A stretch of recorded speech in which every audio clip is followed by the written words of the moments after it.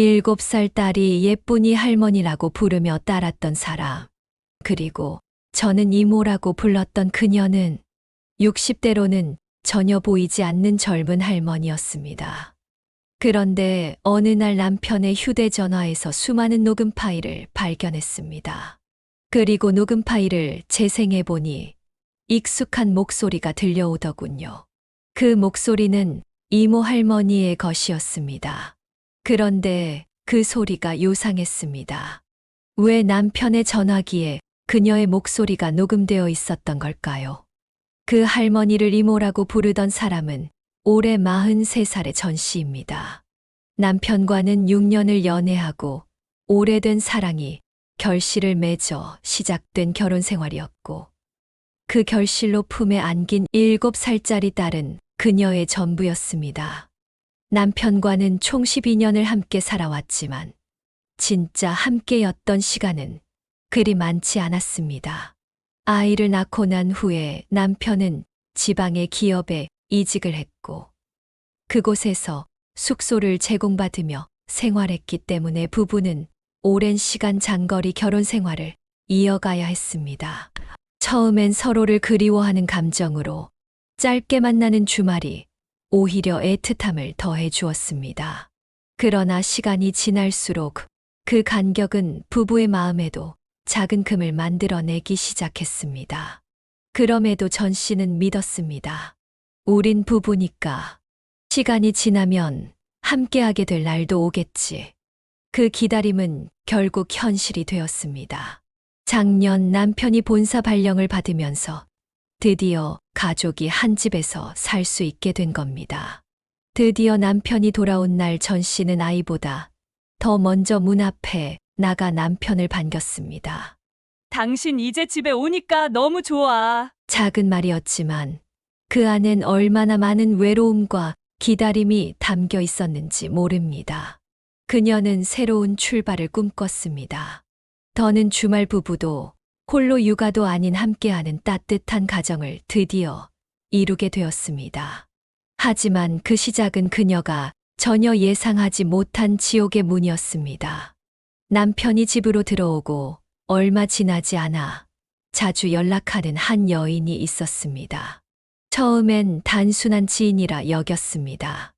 남편의 말로는 봉사활동 모임에서 알게 된 누님 같은 분이라는 소개였습니다. 어느 일요일 남편은 그 누님이 집 근처로 이사를 오게 되었다고 이사짐을 도와주러 나갔습니다. 그리고 저녁 나절이 되어 그분을 데리고 집으로 들어섰죠. 전 씨가 직접 만난 그녀는 60대로 보이지 않는 우아한 여성이었습니다. 실제 나이는 68이나 된다고 했어 적지 않게 놀랐습니다. 전 씨는 한두 살 차이도 아니고 20살 넘게 차이 나는 남편의 여자 지인에게 별다른 생각은 가지지 않았습니다. 그녀의 외모가 단아하고 여자가 보기에도 예뻐 보였지만요. 이사하는 날은 짜장면을 먹어야 한다며 중국집에서 푸짐하게 시켜 먹었습니다. 그리고 그녀는 자주 집을 드나들기 시작했습니다. 이사한 이튿날 그 여인은 손수 만든 반찬을 들고 찾아왔습니다. 젊은 부부가 맞벌이하며 아이 키우기 힘들죠? 별건 아니고 그냥 반찬 좀 했어요. 그녀가 가져온 반찬은 손이 많이 가는 반찬들이었습니다. 총각김치며 오이김치 그리고 남편이 좋아하는 겉절이도 챙겨서 자주 들리곤 했습니다. 전 씨는 점점 살갑게 다가오는 그녀에게 마음을 주기 시작했습니다. 처음 보는 사람에게서 느껴지는 이 따뜻함. 어쩌면 그동안 외로웠던 마음이었는지도 모릅니다. 어려서 엄마가 돌아가시고 아버지와 단둘이 살던 전 씨는 언니 같기도 하고 엄마 같기도 한 그녀에게 스며들기 시작했습니다. 그 여인은 아이에게도 살갑게 굴었습니다. 우리 수진이 할머니라고 불러? 아이는 별 저항 없이 할머니라고 부르기 시작했습니다. 그 모습에 전 씨는 웃었습니다. 그리고 그때부터 전 씨는 그녀를 이모라고 불렀습니다. 하지만 그 웃음은 오래가지 못했습니다. 그 여인은 점점 집안의 일에 깊숙이 들어왔고 단순히 반찬을 챙기는 정도가 아니라 아이가 다니는 유치원을 바꾸는 문제까지 의견을 내기 시작했습니다. 제가 일하는 유치원인데요. 아이 너무 잘 봐요. 선생님들도 다 착하시고요. 전 씨는 망설였습니다. 아이가 적응할 수 있을까 걱정이 됐습니다. 하지만 남편이 말했습니다. 수진이도 좋아하잖아. 할머니도 있으니까 더 안정적일 거야. 그렇게 아이는 그 여인이 일하는 유치원에 다니기 시작했고, 자연스럽게 그 여인은 가족처럼 집을 드나들게 되었습니다. 주말이면 함께 식사를 하고, 평일에도 가끔 와서 청소를 돕고, 간식거리를 챙겨주었습니다. 하지만 시간이 지날수록 전 씨는 마음 한구석에서 말할 수 없는 무언가를 느끼긴 했습니다.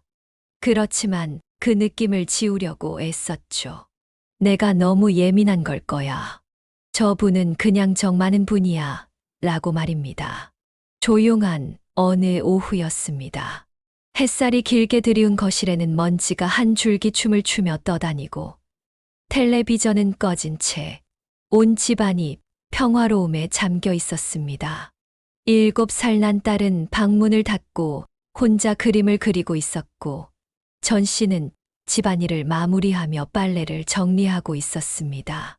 그날은 그 여인이 다시 말해 남편의 봉사활동 지인이라는 이모가 또 집에 들른 날이었습니다. 언제부턴가 그 여인은 너무나 자연스럽게 가족처럼 드나들고 있었습니다. 전 씨는 이모와 함께 다정한 척 웃으며 빨래를 갰습니다. 말은 나누고 있었지만 이상하게도 전 씨의 시선은 자꾸 그 여인의 손끝으로 향했습니다. 그러던 찰나 이모가 남편의 속옷을 손에 들었습니다. 그녀는 아무렇지도 않게 오히려 능숙하다고 느껴질 정도로 손에 익은 듯한 동작으로 속옷을 반으로 접고 다시 한번 곱게 접었습니다. 천천히 너무나도 자연스럽게 그 광경을 본 전 씨는 마치 가슴에 얼음 조각 하나가 뚝 떨어진 것처럼 움찔했습니다. 머뭇거리다 결국 그녀의 손에서 속옷을 덥석 빼앗았습니다. 이모는 놀라는 기색도 없이 오히려 느긋하게 쳐다보며 이렇게 말했습니다. 내가 좀 개면 어때서 그래? 아들 같은데. 그 말이 왠지 기분을 더 나쁘게 만들었습니다. 남편의 속옷을 너무나 자연스럽게 만지는 이모의 표정이 본능적으로 불쾌하게 만들었습니다. 아들 같은데. 이모는 늘 그렇게 말하곤 했습니다. 아들 같아서, 손자 같아서, 가족 같았어. 하지만 오늘만큼은 그 말이 너무나 낯설고 불편하게 들렸습니다. 전 씨는 속으로 속삭였습니다. 이건 아니야. 이건 정말 이상해. 며칠 뒤 또 하나의 이상한 일이 있었습니다. 주말 아침 집안에는 국수 삶는 냄새가 퍼지고 있었습니다.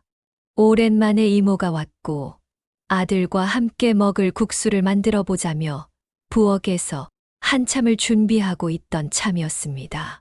남편은 샤워를 하고 있었고 전 씨는 국수 삶을 그릇을 찾느라 다용도실로 들어가 있었습니다. 그때 욕실에서 남편의 목소리가 들렸습니다. 여보, 수건 좀 갖다 줘. 전 씨는 다용도실에서 급히 나가려고 했습니다. 하지만 거실을 지나 욕실 쪽으로 가는 순간 그곳엔 이미 이모가 수건을 들고 욕실 문 앞에 서 있었습니다. 욕실 문은 살짝 열려 있었고 그녀는 살짝 몸을 기대고 있었으며 남편의 샤워 소리는 여전히 이어지고 있었습니다. 그 모습은 설명하기 힘든 어색함과 불쾌함으로 가득 차 있었습니다. 전 씨는 아무 말 없이 그 자리에 멈춰 섰고 이모는 천천히 고개를 돌려 전 씨를 바라보았습니다. 그리고는 씩 웃으며 말했습니다. 수건 여기 있길래 얼른 줬지 뭐. 그 말이 너무나 자연스러워서 오히려 전 씨는 아무 말도 할 수 없었습니다. 하지만 마음속엔 무엇인가가 도련해지는 듯한 감정이 확 밀려들었습니다. 화도 아니고 질투도 아니고 그건 설명하기 어려운 기분 나쁜 찝찝함, 아니 모멸감에 가까운 감정이었습니다. 저 사람 뭐 하는 거지? 왜 저리 당당하게 서 있는 거지? 그날 이후 전 씨는 점점 더 많은 것을 의심하게 되었습니다. 예전 같았으면 무심코 지나쳤을 장면들 하나하나가 머릿속에서 퍼즐처럼 조각을 맞춰가기 시작했습니다. 예를 들면 이런 장면들. 함께 외출할 때 이모가 당연하다는 듯 운전석 옆 조수석에 먼저 앉았던 일. 남편은 말없이 차에 올랐고 전 씨는 아무 말도 하지 못한 채 아이와 함께 뒷자리에 앉았습니다. 또 이모가 남편 앞에서 전 씨의 체격을 언급하며 웃었던 일. 지수 씨는 키도 크고 골격도 있어서 멀리서 보면 남자인 줄 알겠어? 이모의 말은 보통 여자에 비해 체격이 컸던 전 씨가 싫어했던 자신의 약점을 아무렇지도 않게 꼬집는 것 같았습니다.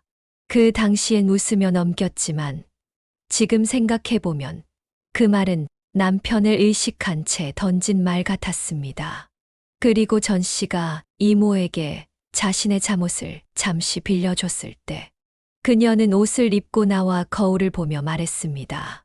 아휴, 나한테는 너무 크네. 지수 씨가 체격이 워낙 좋으니까. 내가 이거 입으니까 포대기 같다. 이 모든 말과 행동들이 지금에 와서는 일종의 경쟁심 혹은 과시였던 것처럼 느껴졌습니다. 이모는 60대의 나이라는 것이 믿겨지지 않을 만큼 몸매도 잘 관리되어 있었고 여자가 딱 보기에도 가녀린 편이었죠.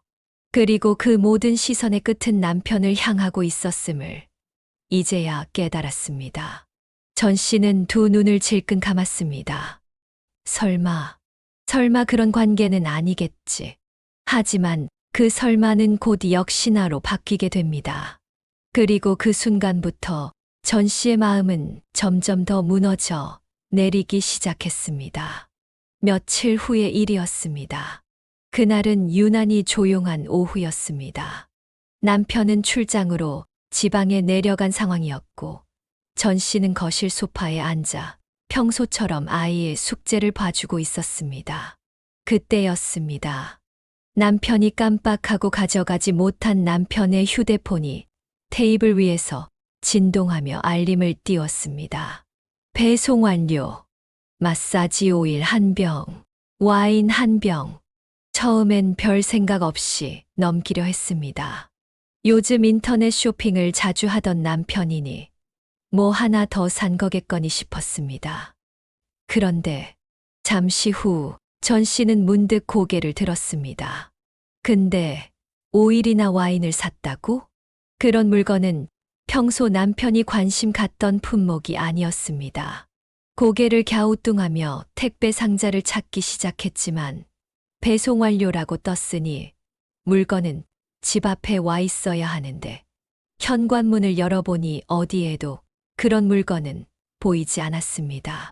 택배 보관함, 주방, 베란다, 집 안 구석구석을 뒤져봐도 배송 완료라는 물건은 없었습니다. 결국 호기심 반 걱정 반으로 남편의 휴대폰을 열어봤습니다.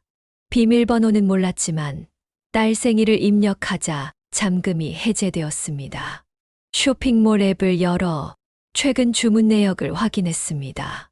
그리고 그녀는 숨이 턱 막히는 것 같은 충격에 몸을 떨었습니다. 그 주소는 낯설지 않았습니다. 바로 그 이모가 살고 있는 그 집의 주소였습니다. 그녀는 한참 동안 휴대폰을 든 채 그 자리에 얼어붙어 있었습니다. 정적만이 거실에 가득했고 아이는 방에서 혼자 노래를 부르고 있었습니다. 그 소리가 너무도 멀게만 들렸습니다. 머릿속은 수십 가지 생각으로 뒤엉켰습니다. 처음에 좀 망설였지만 결국 참지 못하고 그녀는 직접 전화를 걸었습니다. 이모의 번호를 누르며 손가락이 떨렸고 가슴은 쿵쾅거리며 뛰었습니다.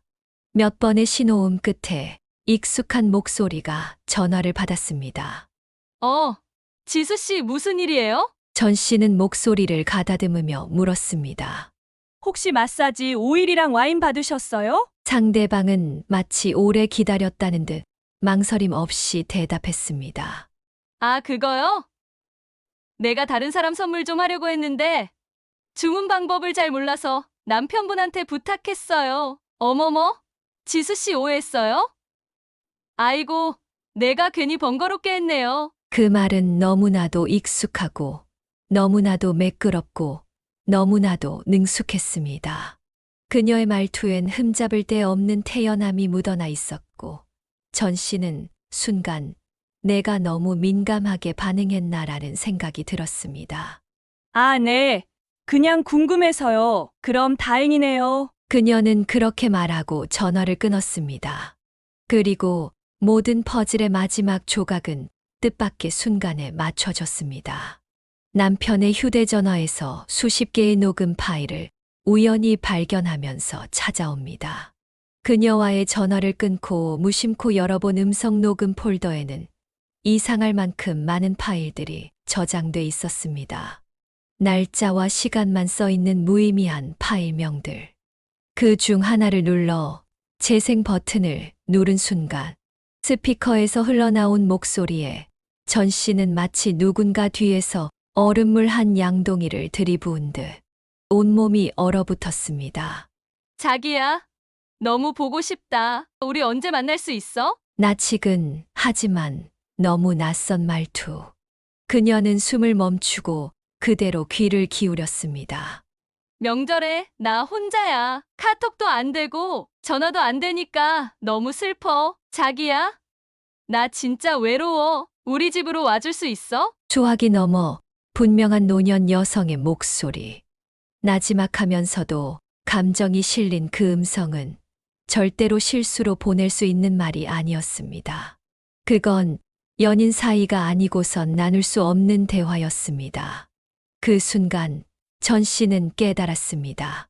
이건 오해가 아니었습니다. 상상도 아니었습니다. 그녀가 할머니라 믿었던, 가족처럼 믿고 아이에게까지 마음을 열게 했던 그 여인이 남편의 여인이었던 것입니다. 전 씨는 숨이 턱 막히는 듯한 고통을 느끼며 재생 목록을 내렸습니다. 그리고 이어지는 수십 개의 녹음 파일들. 자기야, 나 아까 너무 행복했어. 그날이 자꾸 생각나. 이제는 진짜 당신 없으면 안 되겠어. 그 어떤 소설보다 충격적인 현실. 그녀는 손끝을 부들부들 떨며 폰을 내려놓았습니다. 몸이 저리도록 차가워졌습니다. 심장은 요동쳤고 온몸에 소름이 돋았습니다. 분노와 수치, 혼란과 모멸감이 한꺼번에 몰려왔습니다. 심지어 이모는 아이에게 할머니라 불리며 정을 주고받았습니다. 아이는 아직도 그 여인을 진짜 할머니처럼 따랐습니다. 그런데 그 여자가 남편과 그런 사이였다니 이게 어떻게 사람이 할 수 있는 짓이야. 전 씨는 그 자리에 주저앉았습니다. 눈물이 왈칵 쏟아지려는 걸 억누르며 입술을 깨물었습니다. 그날 오후 남편은 일을 마치고 집으로 들어왔습니다.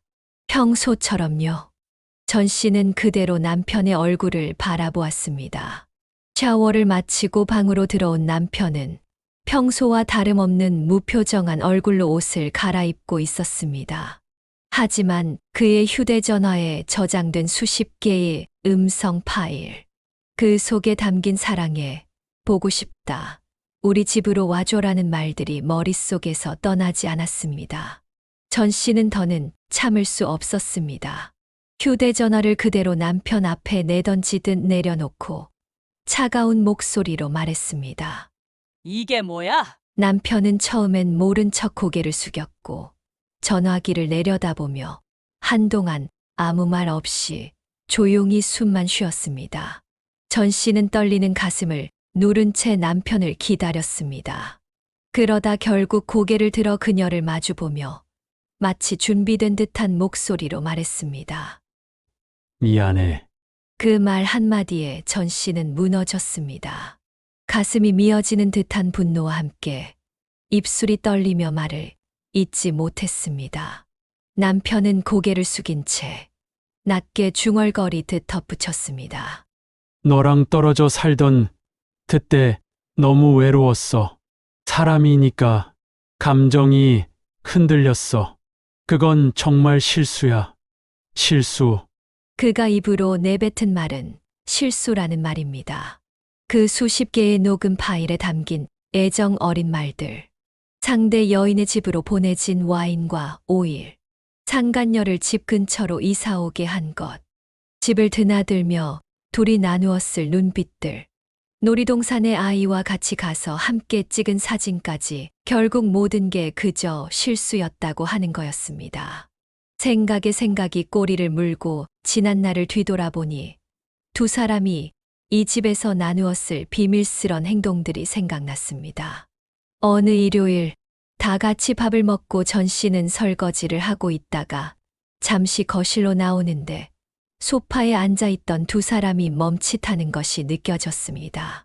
두 사람 바로 앞에 딸아이는 레고를 조립하고 있었죠. 전 씨가 그 둘을 보았던 그 순간 둘은 눈치 빠르게 분위기를 바꾸어 버렸습니다. 약간 난처해하던 남편의 얼굴이 떠올랐습니다. 지금 생각해보니 그 여자가 남편의 머리에서 무엇을 떼는 듯한 제스처는 결국 아이를 앞에 두고 나쁜 짓을 했던 것이었습니다. 그 여자가 문제가 아니었습니다. 이 집에서 그 짓거리를 하는 남편이란 놈에게 더 부들부들 떨렸습니다. 인간이 아니었습니다. 대답을 하는 남편은 아주 차분했습니다.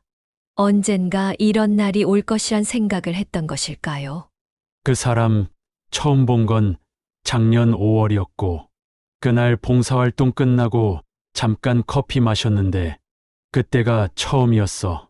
남편은 물어보지도 않은 첫 만남과 그 뒤 어떻게 만남이 이어졌는지, 남자 혼자 사는 게 감정적으로 얼마나 힘들었는지 나불대었습니다.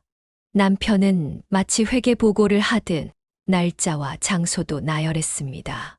그 모습은 마치 죄를 털어놓는 이의 회개라기보다는 이쯤 말하면 용서받을 수 있겠지 하는 무의식적 계산처럼 느껴졌습니다. 그리고 마지막에는 뻔한 스토리도 덧붙였습니다. 집 근처로 이사 온 것도, 이 집에 드나든 것도 본인은 원치 않았다고 하더군요.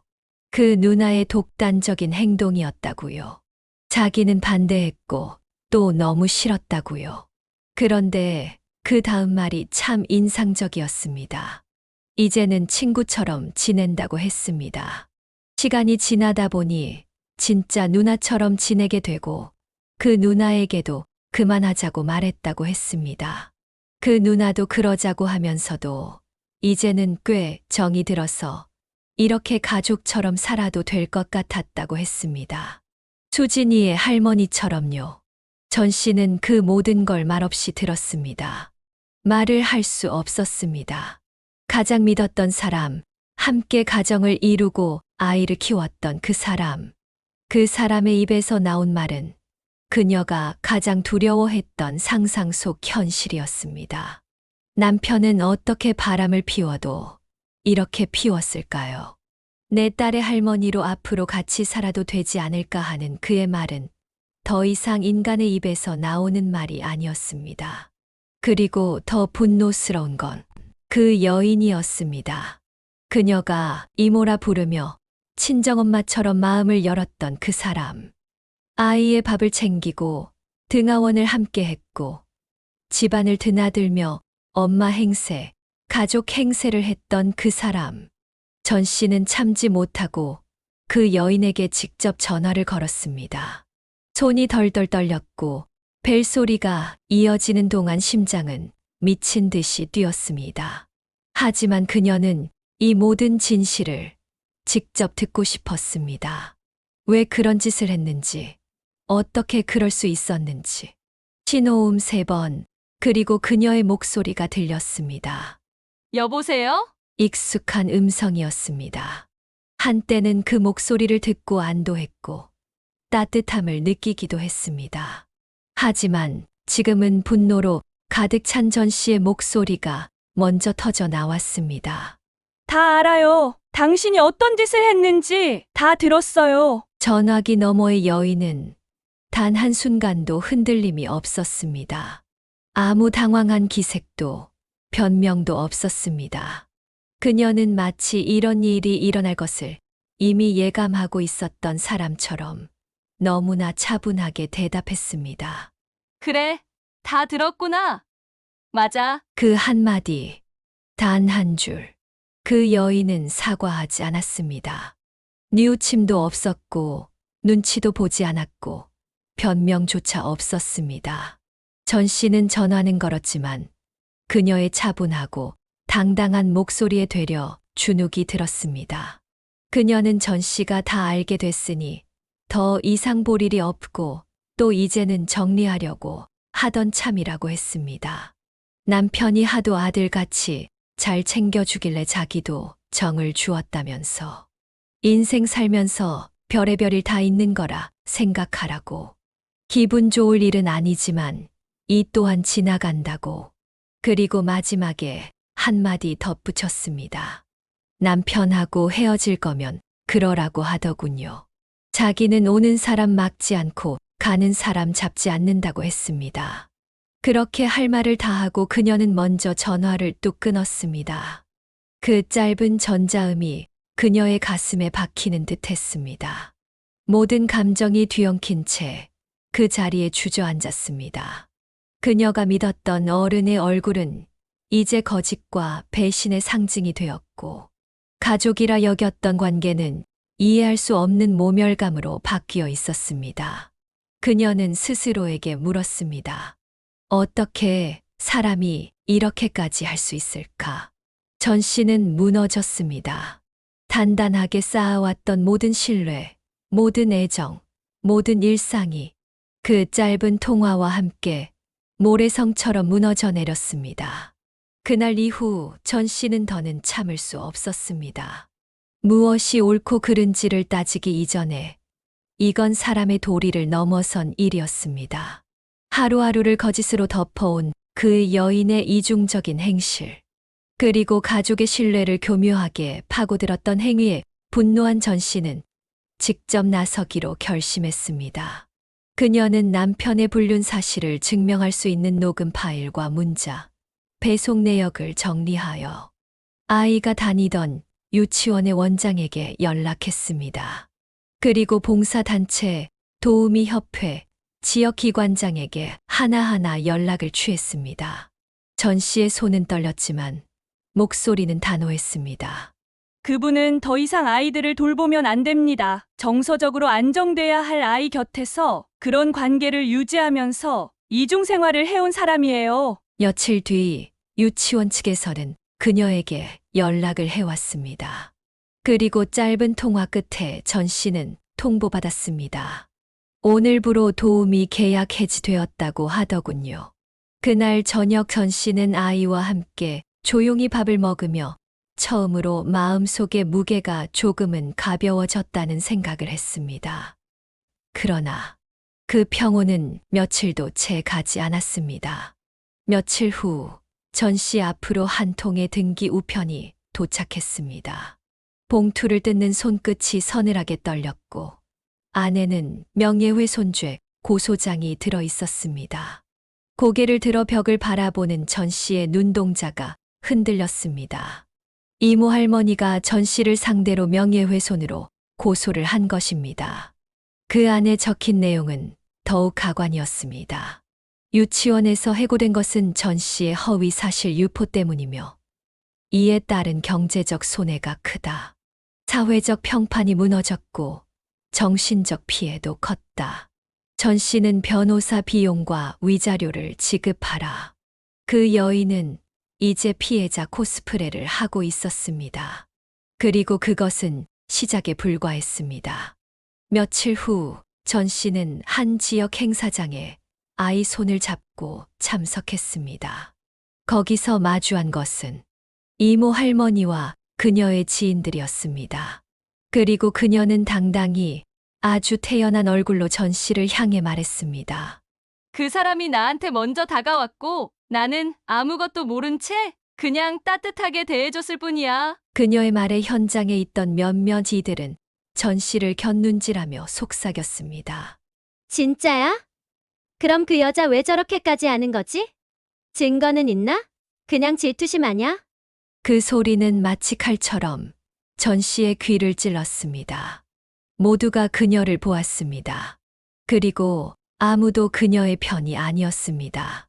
그날 밤 전 씨는 집에 돌아와 아이를 재운 뒤 혼자 소파에 앉아 울었습니다. 소리조차 낼 수 없을 만큼 깊은 고통, 억울했고 창피했고 무엇보다 서러웠습니다. 자신이 뭘 잘못했는지 모르겠다고 생각했습니다. 가정을 지키려 했고 진실을 밝히려 했고 아이를 보호하려 했던 것이 왜 가해자처럼 뒤바뀌었는지 도무지 이해할 수 없었습니다. 하지만 그 충격은 거기서도 멈추지 않았습니다. 하루는 늦은 저녁 전 씨가 장을 보고 돌아오던 길이었습니다. 엘리베이터 앞에서 낯선 여고생이 그녀를 향해 달려왔습니다. 그리고 누구보다도 분노에 찬 얼굴로 소리쳤습니다. 우리 할머니한테 왜 그래요? 그딴 거 다 증거도 없이 말하잖아요. 우리 할머니가 얼마나 착한 사람인데 당신이야말로 이상한 사람 아니에요. 전 씨는 딸아이와 함께 있었고 갑작스러운 고함에 아이는 울음을 터뜨렸습니다. 그 여고생은 다름 아닌 그 상간녀의 손녀였습니다. 한동안 전 씨의 얼굴을 쏘아보며 욕설을 내뱉은 뒤 돌아섰습니다. 그날 밤 전 씨는 말없이 화장실로 들어가 문을 잠갔습니다. 그리고 혼자 변기에 앉아 끝없이 눈물을 쏟았습니다. 나는 도대체 왜 이런 일을 겪어야 하는 걸까? 자신이 싸워야 할 대상은 불륜이라는 단어 하나가 아니었습니다. 하지만 전 씨는 무너지지 않았습니다. 흔들렸지만 끝내 무너지지 않았습니다. 그녀가 가지고 있던 모든 기록을 가지고 변호사를 찾아갔습니다. 그녀는 곧바로 이혼 절차에 착수했고 상간녀를 상대로 위자료 청구 소송을 진행했습니다. 놀랍게도 남편은 의외로 협조적이었습니다. 무너진 신뢰는 되돌릴 수 없다는 걸 그 스스로도 잘 알고 있었던 듯했습니다. 그는 서류에 필요한 서명을 마다하지 않았고 재판 과정에서도 사실대로 진술하겠다고 약속했습니다. 너무 늦었지만 이제라도 너한테 덜 미안한 사람으로 남고 싶어. 남편의 말에 전 씨는 대답하지 않았습니다. 그저 눈을 내리깔고 조용히 숨을 내쉴 뿐이었습니다. 그녀는 남편을 용서하지 않았습니다. 그러나 그보다 더 용서할 수 없는 건 그 여자 상간녀였습니다. 그 여인은 가족처럼, 어머니처럼, 심지어 조심스레 마음을 열게 만든 엄마의 빈자리를 대신했던 사람이었습니다. 처음엔 반찬을 챙겨주며 따뜻한 말투로 다가왔고 아이에게 우리 수진이 하며 등을 토닥이던 손길은 진심처럼 느껴졌습니다. 하지만 그 손길 뒤에 숨겨진 의도, 그 따뜻함을 가장한 연기, 그리고 그녀가 지켜봤던 모든 장면들 속에서 남편을 향한 시선은 이제 명확하게 떠올랐습니다. 법적 절차가 시작되고 그 여인은 더 이상 연락을 해오지 않았습니다. 공중전화로 전화가 오기도 했지만 남편이 단호하게 말했습니다. 그 한마디에 전화를 끊고 사라진 그녀. 이제 그 여인의 목소리는 더 이상 들리지 않았지만 그 여우는 마음 깊은 곳에 응어리처럼 남아 있었습니다. 이혼은 끝났습니다. 소송도 마무리를 향해 가고 있습니다. 그녀는 싸웠고 증명했고 법은 그녀의 편을 들어주었습니다. 하지만 그 과정이 끝났다고 해서 마음까지 치유되는 것은 아니었습니다. 오히려 법적 정리가 끝나고 나서야 진짜 감정의 후폭풍이 시작된 듯 했습니다. 그녀는 완전히 회복되지는 않았습니다. 여전히 혼자 있을 땐 눈물이 나고 아직도 그날의 녹음 파일을 지우지 못한 채 휴대폰 속에 남아 있습니다. 그러나 그녀는 오늘도 살아갑니다. 상처난 마음을 가슴 깊이 안은 채 새로운 하루를 조심스레 열어갑니다. 끝까지 들어주신 여러분께 깊은 감사드리며 앞으로도 감동이 있는 사연으로 함께하겠습니다. 구독, 좋아요, 그리고 소중한 댓글 꼭 부탁드립니다.